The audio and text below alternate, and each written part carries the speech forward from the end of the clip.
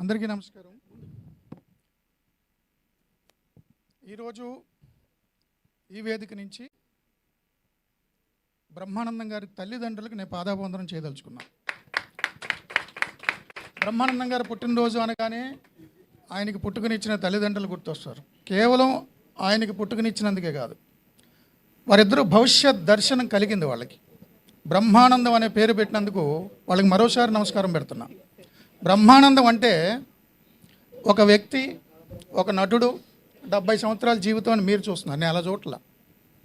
బ్రహ్మానందం అంటే ఒక స్థితి, ఒక అనుభూతి, ఒక అద్వైత స్థితి.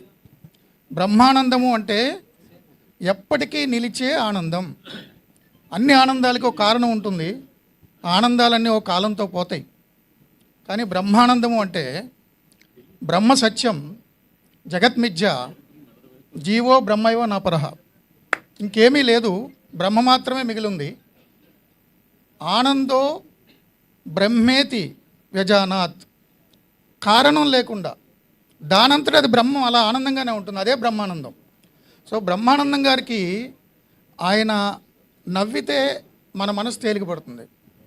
ఆయన మౌనంగా ఉంటే కూడా, ఎక్స్ప్రెషన్ ఆయన మౌనంగా ఉంటే కూడా మనకు చాలా ఆలోచింపజేస్తుంది. ఆయన జస్ట్ నటుడు అని మీరు అనుకుంటారు, నేను ఒక ఫిలాసఫర్ అనుకుంటా. అందరూ ఆయన కామెడీ అంటారు, నాకు ఎందుకో కామెడీ అని నచ్చదు. ఒక హ్యూమన్ బీయింగ్. మన హ్యూమన్ అంటే హ్యూమస్ అనే ఒక లాటిన్ వర్డ్ నుంచి వచ్చింది. హ్యూమస్ అంటే మట్టి. సో మట్టి నుంచి వచ్చాం కాబట్టి హ్యూమన్ అన్నాం. అలాంటి దాన్ని హ్యూమర్ బ్రహ్మానందం గారు అంటే నాకు ఎంత ఇష్టం అంటే, మీకు తెలుసు నా గురించి, కావాలని ఎదరికెళ్ళి గొడవలు తెచ్చుకుని అదేదో శాడిజంగా ఆనందించే నాకు టెన్షన్ నుంచి మర్చిపోవాలంటే ఒక్క బ్రహ్మానందం గారు మీమ్స్ చూస్తా. బ్రహ్మానందం గారి సినిమాలు మన ముందు జనరేషన్లు, మన జనరేషన్లే కాదు, ఫర్ ఎవర్. ఏఐ వచ్చింది కాబట్టి ఆయన రైట్స్ ఇంకొన్ని తరాలు కూడా ఉంటాయి. బ్రహ్మానందం అంటేనే ఫర్ ఎవర్ అని, ఎప్పటికీ నిలిచిపోయే స్థితి, అద్వైత స్థితి బ్రహ్మానందం గారు. దాన్ని ఊహించారు చూడండి వాళ్ళ తల్లిదండ్రులు, చాలా అద్భుతంగా పేరు పెట్టారు. నాకు బ్రహ్మానందం గారు అంటే చిన్నప్పుడు, గోదావరి జిల్లా నుంచి వచ్చేగాడు సినిమాలు చూసేటప్పుడు ఎంటివోడు, ఆడు, ఈడు, బ్రహ్మిగాడు అంటారు. కానీ ఆయన బ్రహ్మి గాడ్. నాకు ఉకారం తగిలి తీసేయాలి, బ్రహ్మి గాడ్.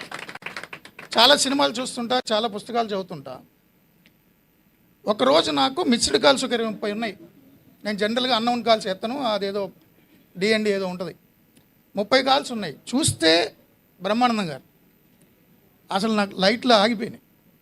అరే నేను ఇంత ఇష్టపడతా, ఆయన సడన్గా ఈ టైంకి ఫోన్ చేశారంటే, నా షోస్లో పర్టికులర్ షోలో నేను మాట్లాడిన మాటలు అవన్నీ కూడా గుర్తు చేస్తూ తెలుగు సాహిత్యము, ఆంగ్ల సాహిత్యంలో ఉన్నటువంటి అద్భుతమైన కవులకు సంబంధించిన కోట్స్ కూడా చెప్పారు. Salute sir, salute. Great philosopher, మన తెలుగు జాతి సొత్తు. ఆయన 100 ఏళ్ళు 200 ఏళ్ళు కాదు, కాలం ఉన్నంత వరకు బ్రహ్మానందం గారు మన డిజిటల్ డివైసెస్లో ఉండి తీరుతారు. ఆయన పుస్తకం రాశారు, నేను కంప్లీట్ చదివా, నేను మీ బ్రహ్మానందం అని. మీరు మా బ్రహ్మానందమే. నేను అనే పదం ఎక్కడ పోతుందో అక్కడ మనం బ్రహ్మస్థితిలో ఉంటాం. ఇగో పోవాలి. యోగ వాసిష్టంలో శ్రీరామచంద్రుడికి ఇదంతా వైరాగ్యం వచ్చేసి ఏం చేయాలో తెలియక రాత్రిపూట గురువుగారి దగ్గరికి వెళ్ళి తలుపు కొట్టాడంట వశిష్ఠుడి దగ్గర.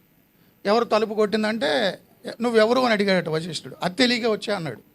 సో నేను అనే పదం కోల్పోతే మనం బ్రహ్మానందంలో ఉంటాము, స్థితిలో ఉంటాము. సినిమా చూస్తున్నప్పుడు నేను అనే పదం కోల్పోయి, అహంకారం కోల్పోయి పడి నవ్వుతాం కదా, అది బ్రహ్మానంద స్థితే. బ్రహ్మజ్ఞానం, బ్రహ్మానంద స్థితి పొందాలంటే జ్ఞాన మార్గం, దైవ మార్గం, భక్తి మార్గం చాలా ఉన్నాయి. నవ్వు అనే మార్గాన్ని మర్చిపోయారు. ఆ మార్గాన్ని మనకిచ్చి తెలుగు జాతికి బ్రహ్మానంద స్థితిని 2.5 గంటల పాటు థియేటర్లో లేదా ఫోన్లో చూపిస్తున్న బ్రహ్మానందం గారికి పాదాభివందనాలు. Thank you so much. Thank you sir, thank you so much for your valuable words. నిజంగా బ్రహ్మానందం గారి గురించి మాట్లాడాలి అంటే నిజంగా రోజులు సరిపోవు.